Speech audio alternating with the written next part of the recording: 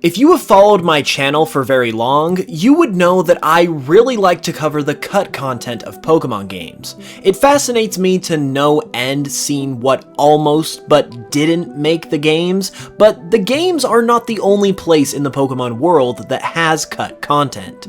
The anime also has some amazing cut content as well, and that is what we're going to be looking at today, and we're going to do so with the help of a Pokemon anime expert, Lumiose Trainer Zac. What's up, Lumiose Trainers? Lumiose Trainer Zac here. For those who don't know me, I love the Pokemon anime, so talking about things that could have been sounds like a lot of fun. Thanks for having me, Hoops. No problem. So let's start things off big by talking about an entirely scrapped Pokemon movie. Spell of the Unknown Entei is the third Pokemon movie and the last of what could be described as the original trilogy of Pokemon movies. It's a classic, but it wasn't the original vision for the third movie at all. According to the anime's original head writer, Takeshi Shudo, he had originally came up with a completely different concept for the third Pokemon movie prior to Spell of the Unknown. On his personal blog, which has been translated by Pokemon historian Dr. Lava, Shudo described his original concept for the third movie. The plot centered around the discovery of a T-Rex skeleton, as in an actual T-Rex skeleton, which led to the discovery that other creatures existed on Earth before the age of Pokemon. This skeleton eventually came to life though, wreaking havoc and requiring Ash and the gang to save the day. While a bit of an eccentric idea, the concept of a different third movie also lines up with an early trailer for Spell of the Unknown that doesn't really resemble Spell of the Unknown at all, featuring footage that isn't in the movie and even the appearance of Mewtwo, who is nowhere to be seen in Spell of the Unknown either. One can only imagine what this movie would have been like had it been made, or what exactly Mewtwo was doing in a movie that apparently still revolved around Entei. Continuing on with the topic of movies, let's talk about the fact that the fourth movie could have been the ending of the entire series. Head writer at the time, Takeshi Shudo, couldn't think of an idea for the fourth movie, so he considered just going with his original idea for his planned ending for the entire Pokemon anime. In it, the Pokemon would come to the realization that they're being used by humans and would start an uprising. This revolt will be led by none other than Ash's Pikachu and would end up fighting Ash. Meanwhile, Team Rocket, thanks to Meowth's ability to talk, would act as a mediator throughout this conflict but would just make things worse. Not surprised there. Shudo knew this idea would be a bit too absurd and goes against everything the franchise has built up. So if they were ever to do this storyline, there would be no turning back. I think we can all agree that we're glad they never did this, cause it would have just been a messed up way to end it all in my opinion. So you guys know that I love me some beta designs when it comes to Pokemon, and the anime has some of those to offer as well. In some concept art of Ash from the earliest days of the show, his design featured some markedly different hats from what he ended up with, including one that heavily resembles that of his in-game counterpart, Red. Another thing about Ash that was different at this time as well was his name. According to Veronica Taylor, the original voice actress of Ash, when she auditioned for the role, Ash was actually known as Casey instead. Interestingly, this would later become the name of a character introduced in the Johto arc who acted as somewhat of a rival to Ash during that time, and she even wears a hat that is near identical to one of the beta hats that Ash is seen wearing in that aforementioned concept art. Next, let's talk about anime episodes that unfortunately never made the cut. Starting with one you probably never heard of, it's New Year's Eve, Pocket Monsters Encore.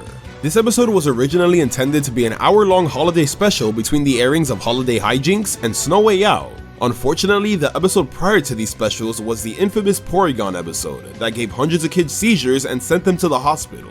After this incident, the anime was put on hiatus for 4 months, so their holiday special didn't get to air the way they wanted to.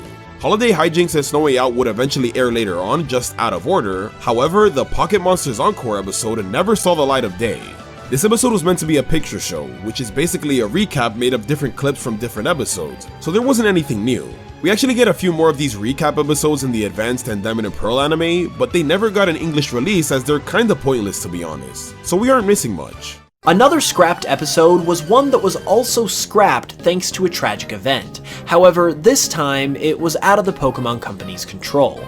There was an episode that was scheduled to take place during the Ruby and Sapphire arc of the show that was called Shaking Island Battle, Barboach vs. Whiscash, and the episode revolved around the two Pokémon and an earthquake that was being caused by a group of Whiscash. This is a pretty standard episode plot, but the problem was that it was scheduled to air on November 4th of 2004, not even 2 weeks after the Chuetsu earthquake that occurred in Japan's Niigata prefecture on October 23rd of that same year. The episode ended up being scrapped to avoid any insensitivity and has never been aired in Japan or anywhere else since. Additionally, the move Earthquake, as well as similar moves like Fissure and Magnitude, have not been used in the anime since this occurred, causing a huge ripple effect for the TV show that is still being felt to this day. Continuing with episodes being scrapped because of natural disasters, we have the Team Rocket vs Team Plasma two-parter that was cancelled because of the 2011 Tohoku earthquake and tsunami. It was another case of poor and unfortunate timing, as the episode featured destructive scenes in Castelia City, which would have been extremely sensitive material considering it's very similar to what happened in real-life Japan a week prior. Because of this, the episode was postponed, with a plan to have it eventually air on a later date. As time went on, however, there were no further updates regarding these episodes until 2018, when they were officially removed from the anime altogether. So it's safe to say that we'll probably never see this special. This really was an unfortunate circumstance, because this was supposed to be the introduction to Team Plasma and kick off the main plot of the Best Wishes anime, but because the episodes were removed, it drastically changed the outcome of the series. Instead, we got Black2 and White2's version of Team Plasma, which was alright, I guess. One of the hallmarks of the Pokémon anime is the fact that it's one of those shows that never ends. We've all seen the memes about how Ash never ages, but originally it was explicitly intended for Ash to grow old, and I mean really old.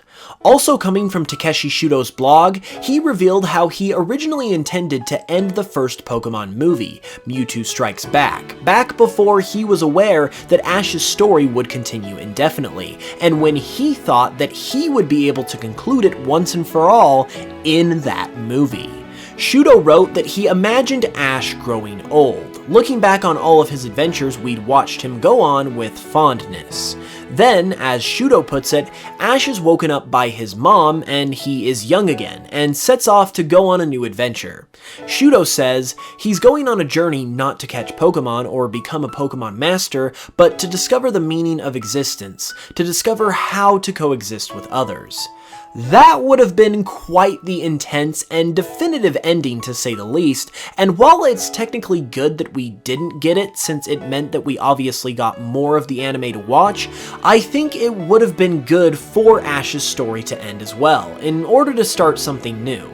Regardless of how you feel about Ash and his never-ending adventures though, this would have definitely created quite the alternate future for the Pokémon anime.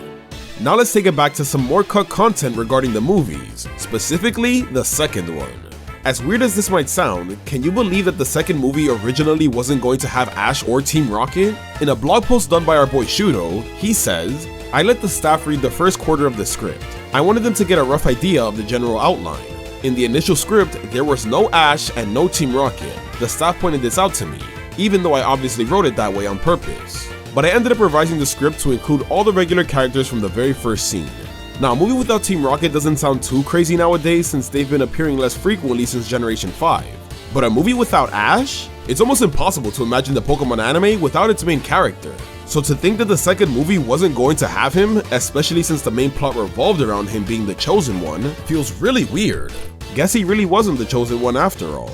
One aspect of cut content that I have touched on for the games is cut characters, and the anime has some of these to share as well. In his blog, Takeshi Shudo mentioned how he created a wide cast of characters for the second Pokemon movie, The Power of One, but some of them didn't make the final cut. Shudo said, "I got carried away. I used too wide a range of characters. I included too many personality types that I wasn't familiar with. A collector, a female ship captain, a former shrine maiden, a modern girl who just became a shrine maiden, an elderly guy passionate about tourism, and many more. Actually, there were a lot of other characters that I cut out. As a result, they didn't end up appearing in the theatrical release.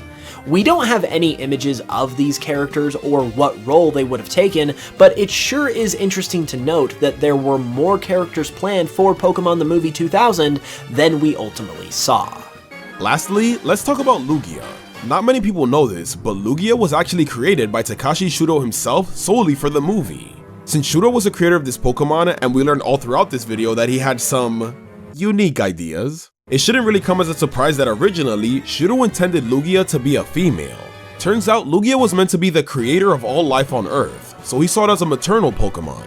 But I guess that idea was changed before the movie was released. It's kind of funny to think about considering the Lugia we know from the movie was given a very deep and masculine voice. But interestingly enough, Shudo actually regrets letting Lugia be voiced by a man.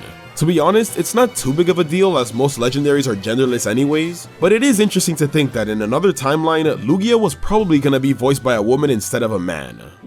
And there you have it. If you enjoyed, be sure to leave a like and subscribe if you're new or came over from Zac's channel for more Pokemon content all the time. We also made a video on his channel as well about the biggest missed opportunities in the Pokemon anime, so be sure to use the link in the description or on the end card to head over there.